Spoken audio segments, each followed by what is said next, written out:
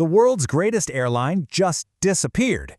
In this explainer, we're going to dive right into how Pan American World Airways, the absolute undisputed king of aviation, went totally bankrupt. I mean, how does a literal titan of industry just vanish from the skies? By the way, if you enjoy documentaries about business, aviation, and history, consider subscribing. It really helps the channel. Because today we're unpacking exactly why this spectacular collapse matters so much to entrepreneurs right now. Part 1. The King of Aviation. So let's go back to the 1920s. We've got this visionary founder named Juan Trippe, right? And he saw the raw potential to make America a massive global aviation power.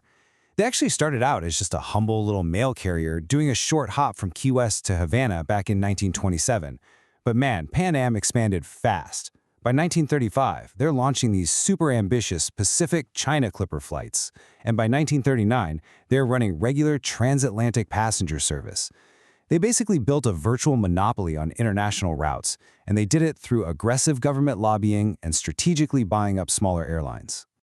Part 2. Innovating the skies. You see, Pan Am didn't just fly people from point A to point B. They completely revolutionized how humanity crossed the globe with something called the Clipper.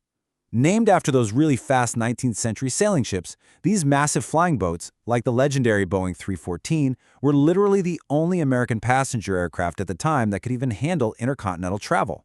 They slashed travel times across the Pacific and Atlantic from weeks by sea down to just days by air. It was a total paradigm shift. But as you might guess, it certainly wasn't cheap. To put this level of luxury into perspective, a round-trip ticket from San Francisco to Hong Kong back in 1937 cost about $1,710. If we adjust that for inflation, we are talking about over $38,000 today. Crazy, right?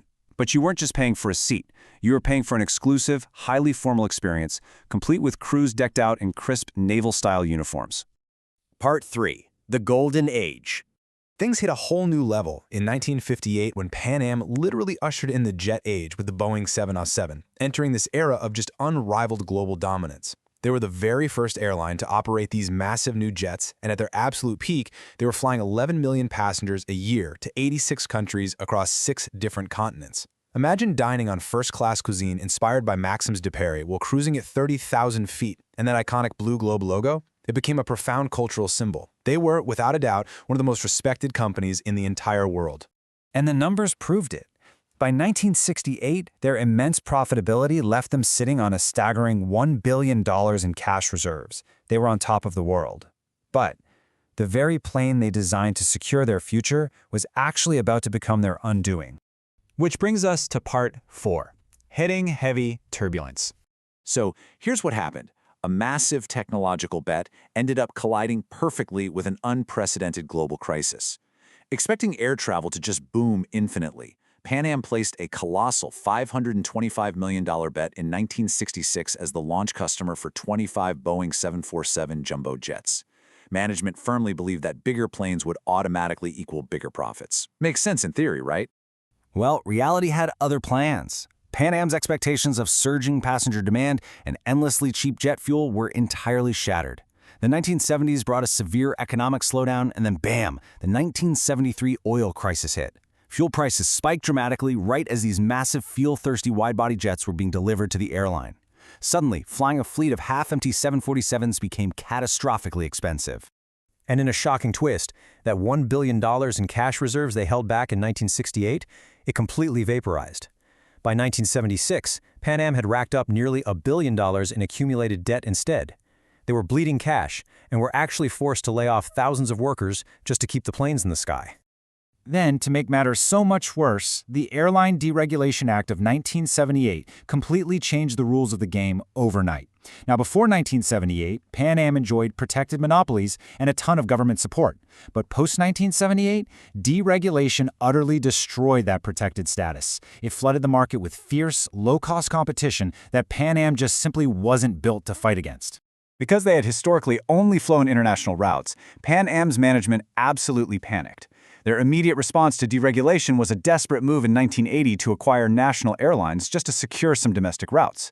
And guys, it was a disastrously expensive mistake. They massively overpaid, inherited a ton of new debt, and on top of that, they faced this bitter culture clash between the two workforces that really only accelerated their downward spiral. Part 5. The Final Flight. So how does a massive empire actually fall apart once the cracks begin to show?